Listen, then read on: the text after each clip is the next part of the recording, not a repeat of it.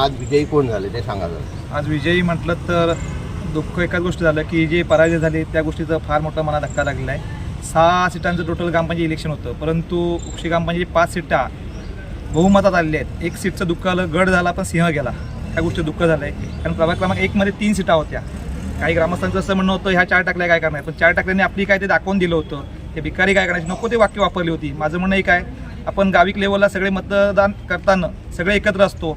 आज संध्याकाळी इलेक्शन संपतं, सगळे एकत्र असतो, सगळ्यांच्या खांद्याला खांदा आपण काम केलेलं आहे. माझं म्हणणं गोरगरीब असू देत, परंतु हे जे काम केलेलं आहे हे जे आम्ही काम करताना लोकांना कामातून दाखवलं आहे की काय आहे आणि काय नाही. ते पोटनिवडणूक त्याबद्दल आपण काय सांगाल. मी प्रथमतः उक्षी गावातील सर्व ग्रामस्थांचं, ज्या लोकांनी आमच्या उभ्या असलेल्या 5 उमेदवारांना आणि मलासुद्धा ज्यांनी मतदान केलं त्या सगळ्यांचं मी प्रथमतः आभार मानतो.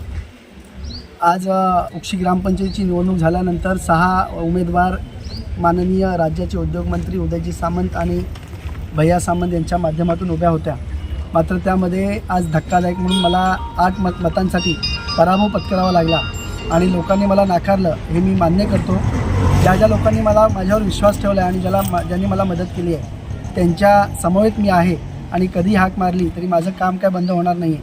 आज दुःख या गोष्टीचं आहे की ज्या गावासाठी ज्या प्रभागासाठी आम्ही भांडत होतो त्या लोकांनी आम्हाला नाकारलं आहे आणि त्या नाकारण्याची आम्ही ती मान्य केलेलं आहे. ज्या 5 सीटा ज्या निवडून आलेल्या आहेत त्या राज्याचे उद्योगमंत्री, रत्नागिरी जिल्ह्याचे पालकमंत्री उदयजी सामंत आणि किरणजी सामंत यांच्या समवेत काम करतील. कारण आम्हाला गावाचा विकास करायचा आहे आणि जर विकास हवा असेल तर या रत्नागिरीमध्ये पालकमंत्र्यांशिवाय पर्याय नाही. टाइम्स डिजिटलसाठी जमीर खलपे, रत्नागिरी.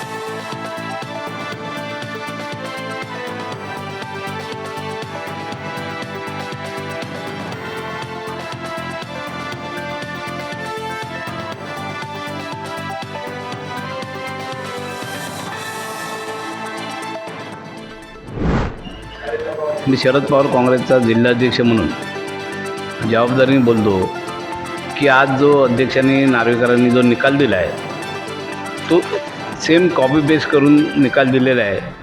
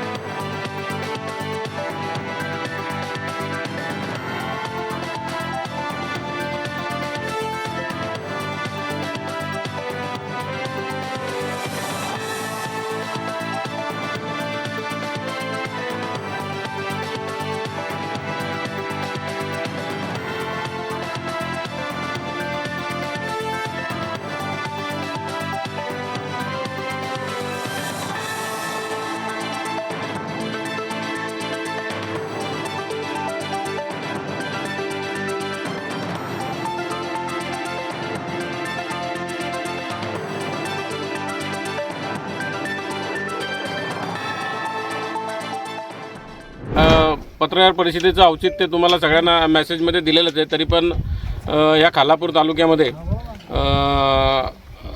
बऱ्याच वर्षानंतर या मैदानावर बैलगाडा शर्यतीचं आयोजन केलेलं आहे. आमचे सरपंच ग्रुपचे अध्यक्षच म्हणायला लागतील दिनेश घाडगे यांच्या माध्यमातून हे आयोजन आहे. आणि आत्तापर्यंत त्यांनी बऱ्याच ठिकाणी त्यांना शर्यतीचा हा सगळा अनुभव आहे आणि त्याच्यामुळे त्यांनी हा कार्यक्रमाचं नियोजन केलं आहे. त्याचं नियोजन करत असताना त्याला सौजन्य नितीनदादा सावंत म्हणजे उद्धव बाळासाहेब ठाकरे आमच्या पक्षाचे उपजिल्हाप्रमुख आहेत, त्यांच्या सौजन्यानं आणि आयोजन दिनेश घाडगे यांच्या माध्यमातून होतं आहे.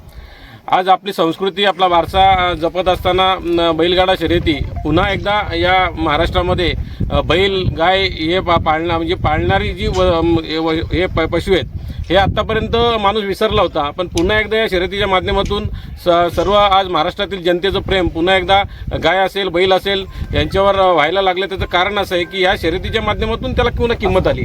या शर्यतीच्या माध्यमातून ते पुन्हा लोकांसमोर यायला लागलं आणि हे करत असताना आजची संस्कृती जपत असताना याचं जे नियोजन केलं आहे ते छत्रपती शिवरायांची जयंती आहे 19 फेब्रुवारी.